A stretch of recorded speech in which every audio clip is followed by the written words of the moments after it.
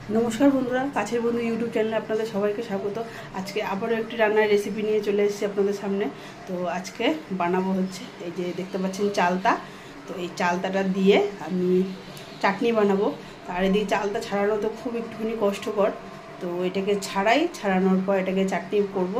আপনাদের রেসিপিটা আপনাদের সাথে শেয়ারও করব। তো চলুন কিভাবে কি করছি আপনাদের সাথে সেটা দেখাবো। এই যে চালতা নিয়ে নিয়েছি, চালতাটাকে মাঝখান থেকে দুভাগ করে নিচ্ছি, নিয়ে এই যে দুটো ফালি করে নেবে। এবার এটার থেকেও মাঝখান থেকে ফালি করে নেব। তাহলে কী হবে, যে চালতা যে কুয়ার মতন যে জিনিসগুলো আছে সেগুলো সহজেই বেরিয়ে যাবে। নয়তো একটা একটা করে ছাড়ানো খুব মুশকিল, ওরকম বের করা যায় না, খুব হাতেও লাগে। তো আমি ওই জন্য এরকম পিস পিস করে নিচ্ছি আর কি। পিস করে নিয়ে 4টা পিস করে নিলাম। পিস করে নিয়ে এবার এর ভেতরে যে অংশ আছে একটা, মানে যে ফুলটা হয় সেটা কিন্তু এর ভেতরে থেকেই যায়। তো আর ওটার মধ্যে হয়তো ওটা বীজ হবে। পুরো পাকা চালতা তো আমি দেখিনি, বীজ ওটা বীজই আর কি, পুরো পাকা অবস্থায় তো দেখিনি, কারণ তার আগে আমাদের খাওয়া হয়ে যায়। তো এইভাবে এক এক করে ছাড়িয়ে নিচ্ছি। ওই বীজটাকে কেটে ফেললাম। আর ওই হাত তো প্রচণ্ড স্লিপ কেটে যায় আর কি। চালতা কাটার সময় খুব সাবধানে চালতাটা কাটতে হয়, নয়তো আঙুল কেটে যাওয়ার ভয় থাকে। এই যে বীজ, এই যে ফুলটা যে থাকে তার মধ্যে যে বীজটা হয়েছে, বীজটাকে বার করে নিলাম। এবার এরকম করে যে কুয়ার মতন করে যে ওগুলোকে ছাড়িয়ে নেব, এক এক করে সবগুলো ছাড়িয়ে নিয়ে তারপর এই যে আমরা এই যে কুয়ার মতন করে ছাড়িয়ে নিয়েছি। এবার ওপরে যেই ছালটা আর কি, এটাকে কেটে নেব। কুয়াটাকে এখন পিস পিস করে বার করার পর এই যে উপরে ছালটাকেও আমরা কেটে নিলাম। কেটে নিয়ে এবার ভেতরের যে একটা অংশ আছে পর্দার মতন, সেটাকেও টেনে তুলতে হবে। তো আগে সবগুলো ওপরটাকে ছাড়িয়ে নিয়েছি ভালো করে। এরপরে এই যে ভেতরের যে আঁশের মতন অংশটা আছে, এবার এটাকে আমাদের ছুলতে হবে। তার জন্য কী করবো, আগে আগে ছোটো ছোটো পিস করে নেবো, তাহলে কি তাড়াতাড়ি করে ওটা উঠে যাবে। এই যে এবার এরকম ছোটো ছোটো পিস করে নিলাম। এবার পিস করাতে কি আঙুল দিয়ে মাথার দিকটা টানলেই সহজেই উঠে আসবে। এই যে মাথা থেকে এরকমভাবে টানলেই কি তাড়াতাড়ি উঠে আসবে। নয়তো এটা তো প্রচুর বড় বড় গোটা গোটা, মানে যেমন পিস ছিল ওরকম রাখলে না প্রচুর সময় লাগে। এই দেখতেই পাচ্ছেন আমাদের এই সবগুলো ভেতরে আঁশগুলোকে ছাড়িয়ে নিয়েছি।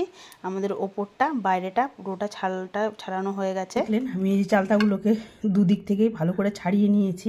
এবার এগুলোকে এই পাটার মধ্যে থেঁতা করে নেব, কারণ চালতা সেদ্ধ হতে অনেকক্ষণ সময় লাগে।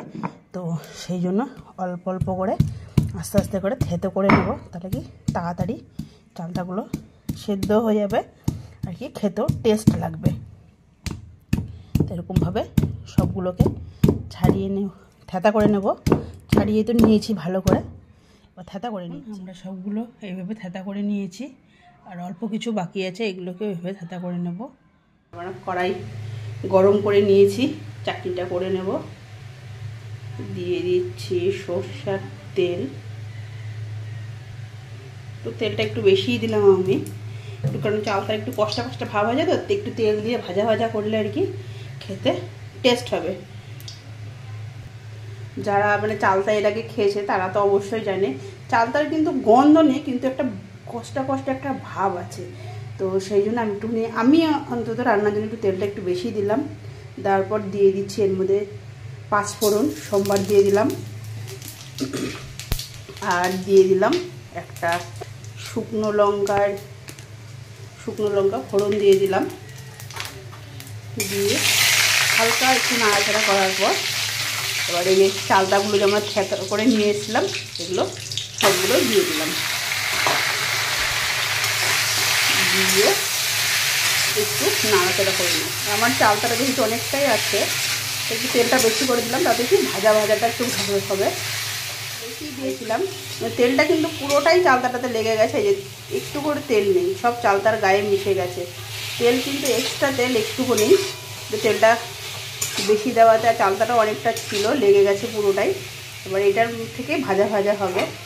আর এই চালতাটা আমি কিন্তু আবার বর্ধমানের বাড়ির গাছ থেকে নিয়ে এসেছি। আমার বাড়িতে একটা চালতা গাছ, সামান্য একটু হলুদের গুঁড়ো, আর দিয়ে দিচ্ছি একটুখানি লবণ সামান্য, দিয়ে আবার একটু নাড়াচাড়া করে নেব।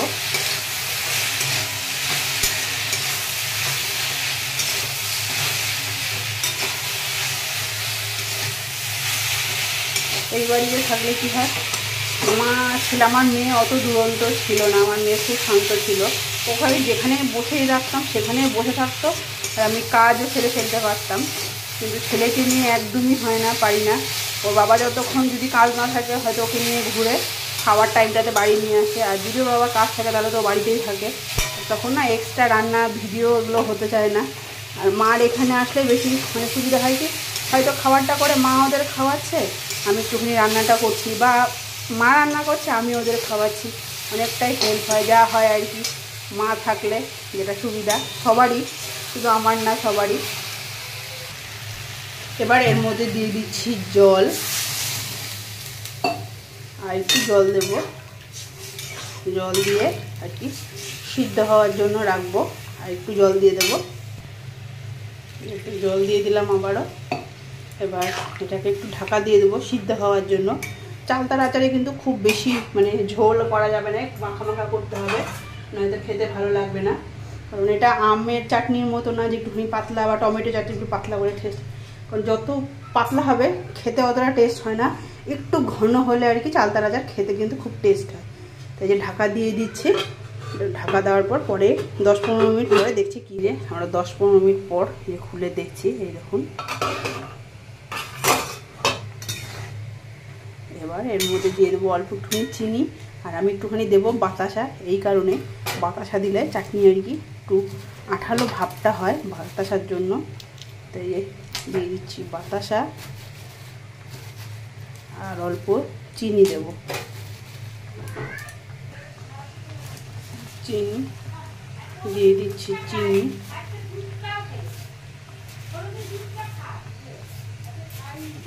দুটো মিক্সড করেই দিলাম, চিনি আর বাতাসা। বাতাসা দিলে কি একটু তাড়াতাড়ি আঠালো ভাবটা হয়, যেটা চিনিতে অতটা হবে না।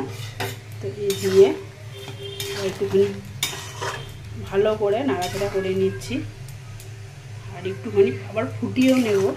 আর একটু ফুটলে কী হবে, রসটা একটু ফুটুক। এই যে দেখুন আমাদের চাটনিটা হয়ে গেছে কমপ্লিট, চালতাগুলো যে সিদ্ধ হয়ে গেছে। দেখুন চালটা তো এমনি থেতা করে দিয়েছিলাম যাতে তাড়াতাড়ি হয়ে যায়, কিন্তু তার মধ্যেও একটু সিদ্ধগুলো হয়ে গেছে, এগুলো যেগুলো খসখসা ছিল এটা নরম হয়ে গেছে। এই যে, তো আপনাদের কেমন লাগলো আমার এই চালতার চাটনিটা অবশ্যই কমেন্ট করে জানাবেন।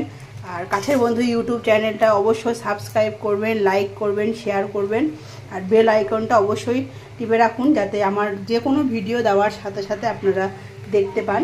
তো বন্ধুরা আজকের ভিডিওটা এখানেই শেষ করছি, টাটা বন্ধুরা।